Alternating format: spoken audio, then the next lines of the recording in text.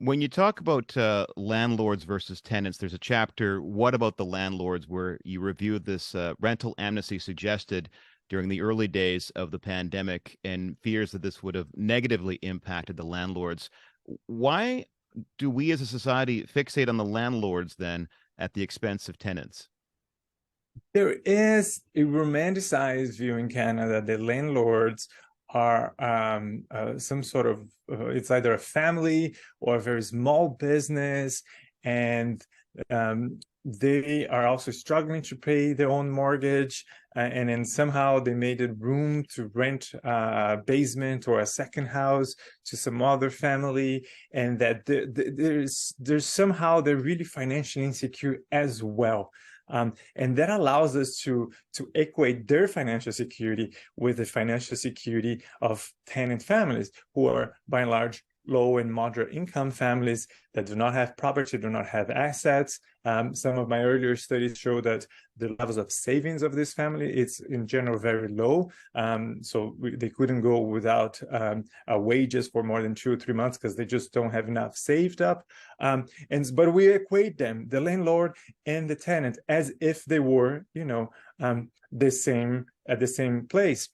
We don't do that with the labor market anymore, right? Or we rarely do. We understand that minimum wage earners are likely to be working for large corporations, either large grocery store chains or some online platform, or some sort of a large business that is driving costs down by suppressing their wages because they're trying to maximize profit.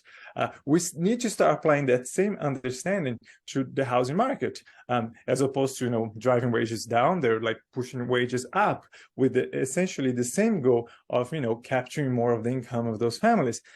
There are some small landlords, but we cannot allow those exceptions, that small share of the pie, become what do we think of the typical landlord, because it prevents having real debates. You talk as well about the history of tenant organizing in this country, a history that probably isn't as well known as it could be. Of particular interest, at least to our audience, is what happened in Vancouver. For instance, how did the Vancouver Tenant Council come about? Yes, Vancouver of all places in Canada has an amazing story of tenant organizing.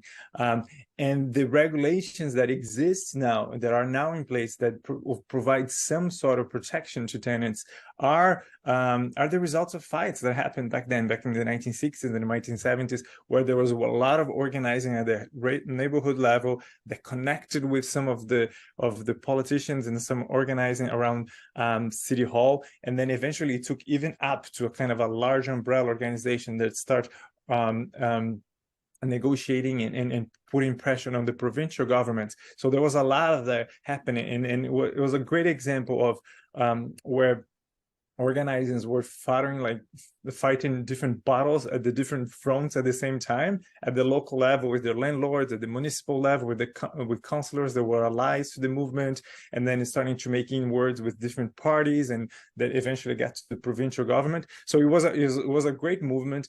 A lot of the Tenancy Act that there is now in place, and again, that offers some protections to tenants in Vancouver and in BC, are thanks to all of the organizing. Unfortunately, what that movement was really looking for at some point was the right to collective bargaining.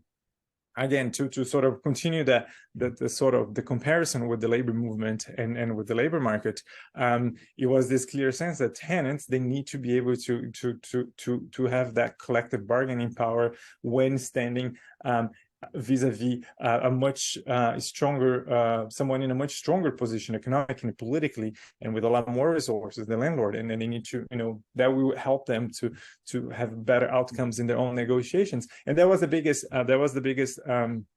one of the biggest demands at the time, and it fell short. They didn't achieve that one, unfortunately. There's more folks now these days talking a lot about that once again, whether tenants should have collective bargaining power. But yeah, the history of tenant organizing in Canada in general, but in BC in particular, it is quite inspiring. There's a lot of good work that has been done, and I think there is. In the book, I go as far as claiming there is a tradition of tenant organizing and tenant fighting back in Canada. The final chapter is entitled Pick a Side, a fitting end, I think, to a book that at times is part analysis, part history, and part manifesto. What do you hope folks get out of the book? Yes, the call to pick a side it's might be a little bit provocative. And going back to the notion of this is not a crisis, what I think it's particularly detrimental about this notion that of crisis is that it assumes that everyone wants a solution for it.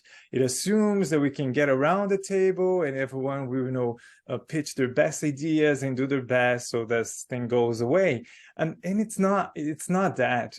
We have to understand that the current the status quo is benefiting enormously certain segments of the population. It's driving profit margins really high for other segments, and they are not only not interested in finding a solution for any of this, they sometimes are actively lobbying and using their political power to ensure that things do not change.